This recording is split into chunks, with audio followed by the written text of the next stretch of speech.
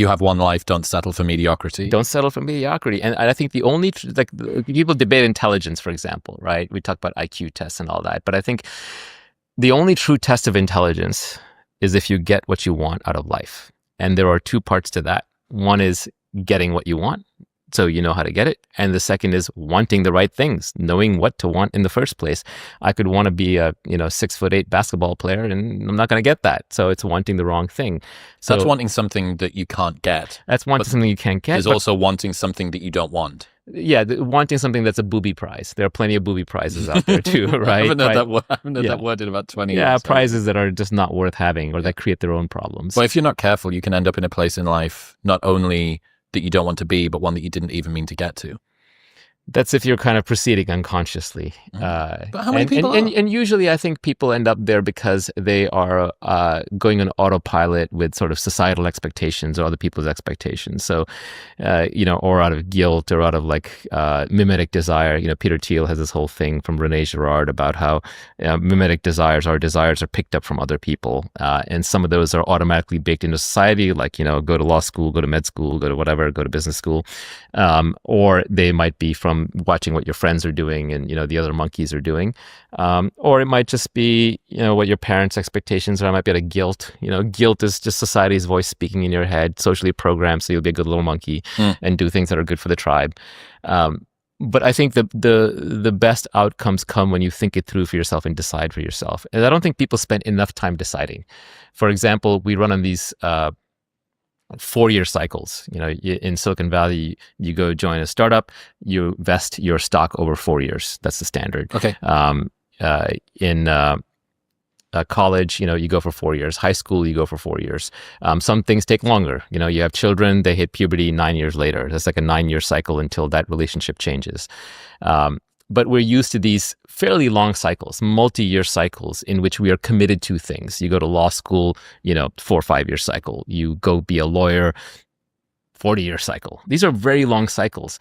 The amount of time we spend deciding what to do and who to do it with, very short, very, very short, right?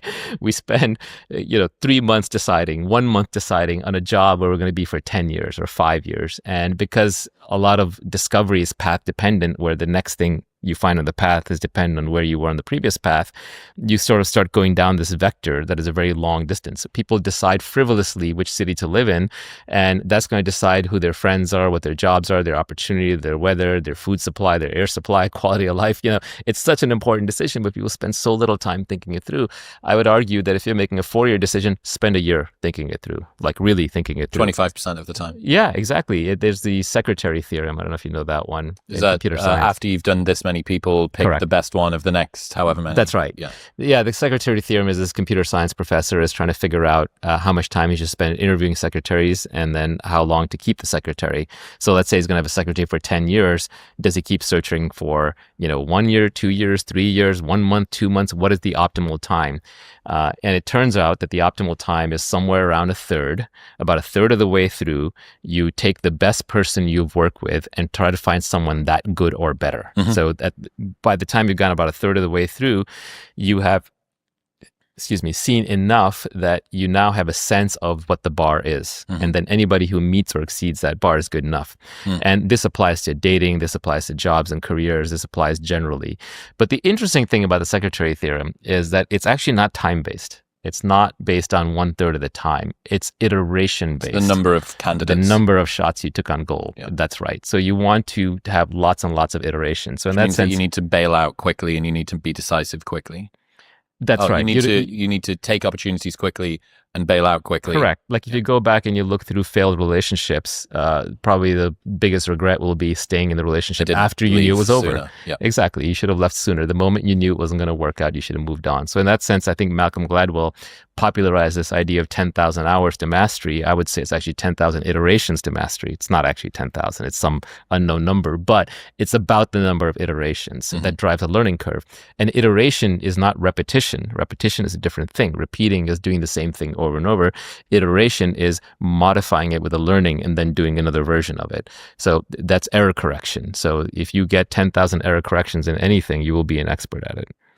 Don't partner with cynics and pessimists. you mentioned there about the people who've got a nightmare going on at home and are trying to fix the world. But a lot of the time that cynicism and pessimism we find in ourselves. We see the world, whether we want to, whether it's because we've imbibed what the news or the negative people around us have said, or it's a bit more kind of endogenous than that. It's just sort of in us. It's the way that we see the world. How can people avoid cynicism and pessimism within themselves? Yeah, cynicism and pessimism is a tough one. We're naturally hardwired for it. Again, I go back to evolution. I'm sorry to keep harping on evolution, but within biology, there's very few good explanatory theories, and theory of evolution by natural selection is probably the best one.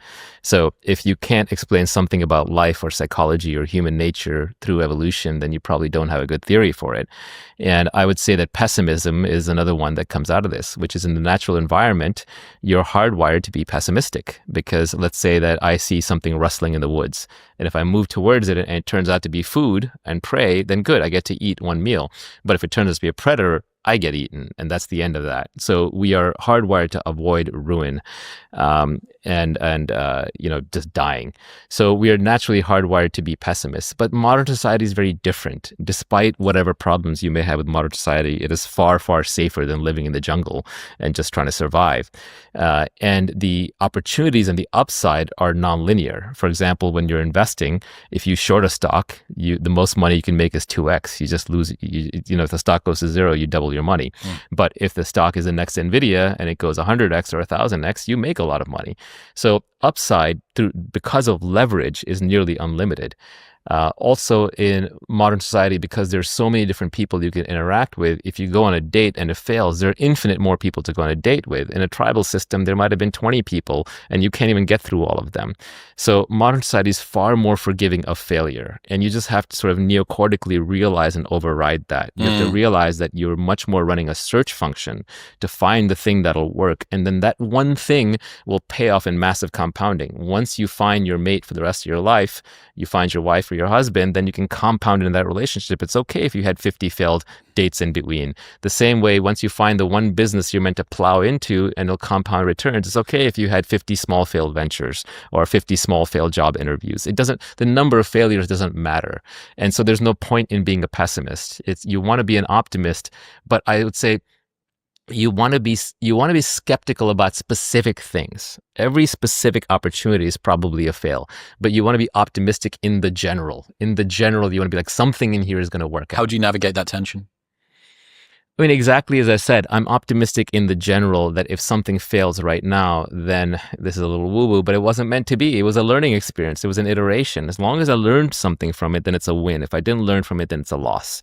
But as long as you're learning and you keep iterating fast and cutting your losses quickly, then when you find the right thing, you have to be optimistic and compound into it. So you don't want to jump into the first thing. You don't want to marry the first person you date necessarily, unless you got very lucky. But you want to investigate and explore very, very quickly until you find the match. And then you have to be willing to go all in. You have to be willing to move your chips to the center of the table. So both those